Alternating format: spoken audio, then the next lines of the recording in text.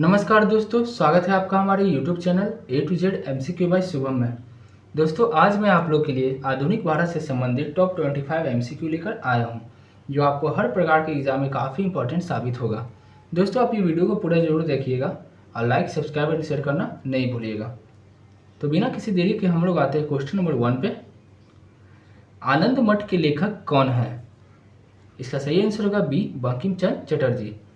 आनंद मठ के लेखक बंकिम चंद्र चटर्जी हैं। यह एक बांग्ला भाषा का एक उपन्यास है जिसकी रचना बंकिम चंद्र चट्टोपाध्याय या चटर्जी ने 1882 में की थी। यह एक राजनीतिक उपन्यास है। इस उपन्यास में उत्तर बंगाल में घटित सन 1773 के सन्यासी विद्रोह का वर्णन किया जाता है। दोस्तों, ये प्रश्न काफ़ी बार पूछा गया है कि सन्यासी विद्रोह का वर्णन किस उपन्यास में किया गया है, तो इसका आंसर होगा आनंद मठ। अब हम लोग आते हैं प्रश्न संख्या 2 पे। बंगाल की एशियाटिक सोसाइटी के प्रवर्तक थे। इसका सही आंसर होगा B, sir William Jones. Asiatic Society के प्रवर्तक सर विलियम जोन्स थे। इन्होंने इसकी स्थापना 15 जनवरी 1784 को विलियम फोर्ट में की थी। इसका उद्देश्य प्राच्य अध्ययन को बढ़ावा देना था। क्वेश्चन नंबर 3, भूदान आंदोलन किसने प्रारंभ किया? भूदान आंदोलन विनोबा भावे ने सन 1951 में प्रारंभ किया। क्वेश्चन नंबर 4, किसने 1898 ईस्वी में बनारस में सेंट्रल हिंदू कॉलेज स्थापित किया था, जो बाद में बनारस हिंदू विश्वविद्यालय का केंद्र बन गया? सेंट्रल हिंदू कॉलेज का संस्थापक जो थे वो थे एनी बेसेंट। और अगर आपसे प्रश्न पूछ ले कि BSU बनारस हिंदू विश्वविद्यालय की स्थापना किसने की, तो मदन मोहन मालवीय ने की थी। क्वेश्चन नंबर 5 देखेंगे। भारत में पहला समाचार पत्र किसने शुरू किया था? इंडिया फर्स्ट न्यूज़पेपर की आप पिक देख सकते हो। इसी शुरुआत जेम्स हिकी ने की थी, जिसका नाम था बंगाल गैजेट। अब हम लोग आते हैं क्वेश्चन नंबर 6 पे। खिलाफत आंदोलन का आरंभ किया था। इसका सही आंसर होगा डी, अली बंधुओं ने। अली बंधुओं ने 1920 में खिलाफत आंदोलन का प्रारंभ किया था। ये आप देख सकते हो, ये मोहम्मद अली और ये शौकत अली। अब हम लोग आते हैं क्वेश्चन नंबर 7 पे। भारत में सिविल सेवाओं का सूत्रपात किसने किया?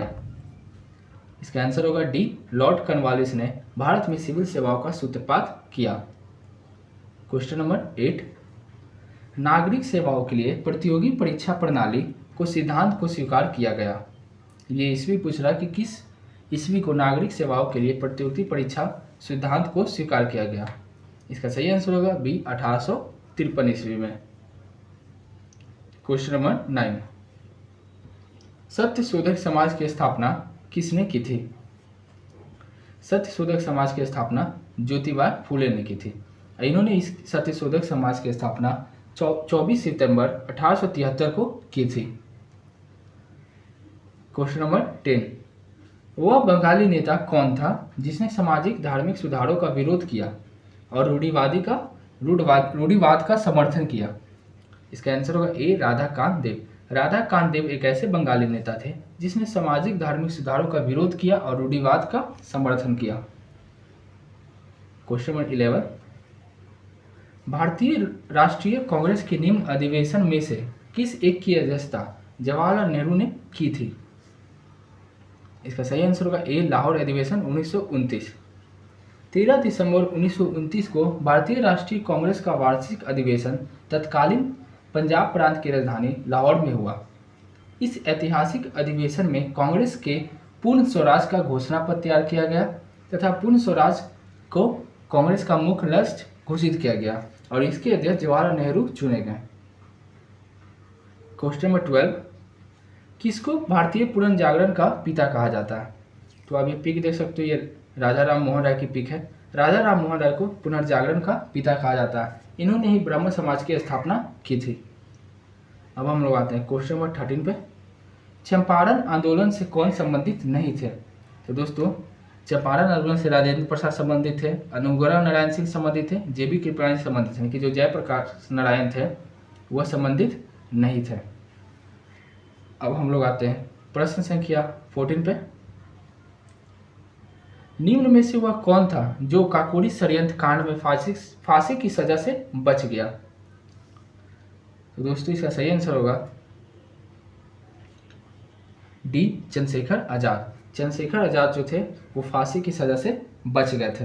देखिए अशफाक उल्ला खान, राजेंद्र लाहिड़ी, राम प्रसाद बिस्मिल और फिर रोशन सिंह को 19 दिसंबर 1947 को फांसी की सज़ा दी गई थी। और दोस्तों कई बार प्रश्न में पूछ लेता है कि काकोरी षड्यंत्र कांड कब हुआ था, तो दोस्तों ये 9 अगस्त 1925 को हुआ था। हाल ही में उत्तर प्रदेश सरकार ने इसका नाम बदलकर काकोरी 10 एक्शन रख दिया है। और इसकी डकैती का कार्य जो था हिंदुस्तान रिपब्लिक एसोसिएशन के क्रांतिकारियों ने किया था। अब हम लोग आते हैं क्वेश्चन नंबर 15 पे। वर्ष 1928 में हिंदुस्तान सोशलिस्ट रिपब्लिक एसोसिएशन की स्थापना कहाँ हुई थी? इसका सही आंसर होगा बी, दिल्ली में। अब हम लोग आते हैं क्वेश्चन नंबर 16 पे। निम्न में से कौन भारत के मार्टिन लूथर किंग कहलाते हैं? इसका सही आंसर होगा ए, स्वामी दयानंद सरस्वती। भारत के मार्टिन लूथर किंग कहलाते हैं स्वामी दयानंद सरस्वती। अब हम लोग आते हैं क्वेश्चन नंबर 17 पे। किस वायसराय की हत्या उसके कार्यकाल में की गई? इसका सही आंसर होगा B, Lord Mayo. Lord Mayo की हत्या उसके शासनकाल में ही कर दी गई थी। अब हम लोग आते हैं क्वेश्चन नंबर 18 पे।